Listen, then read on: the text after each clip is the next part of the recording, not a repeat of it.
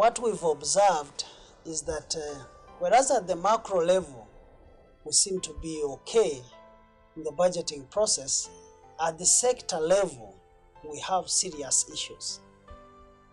Even the utilization of resources at sector level differs from what is planned. So at the end of it all, we do not achieve our macro level target.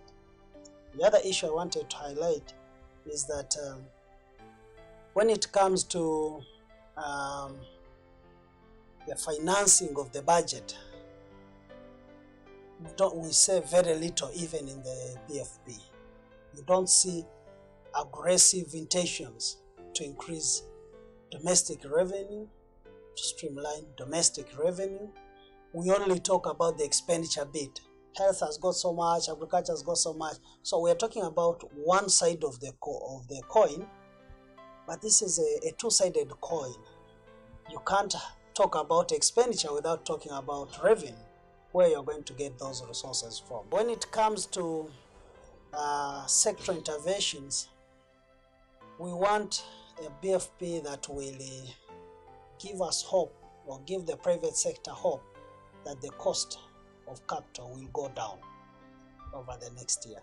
Interest rates continue to be very high, cost of capital is very high, and therefore demand for credit reduces, and there we may end up not getting the investment that we require.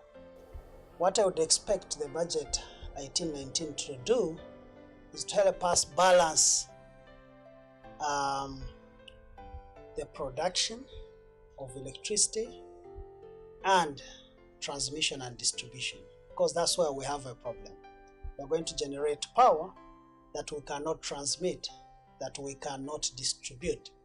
So that is where we should be focusing now, and make sure that all distribution challenges are addressed in the coming budget, or maybe the next 2 or so budgets, so that energy is equally well distributed.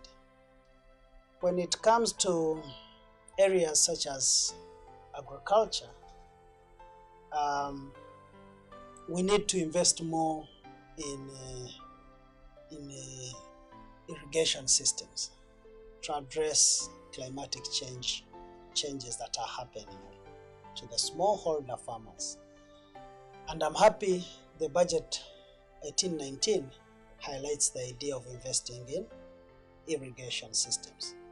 However, what needs to be done is to make sure that the investment in irrigation systems is synchronized, is well studied, and can be used by simple small farmers.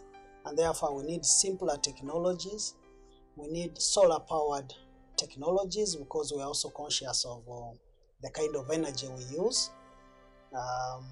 without worsening global climatic challenges. Our health sector needs more and more money.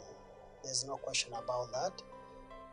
The doctors need to be paid, just like any other civil servant in the government. They need to be paid better, just like the teachers, just like the other civil servants. So there's no question about it. It's very important that we get this going as quickly as possible.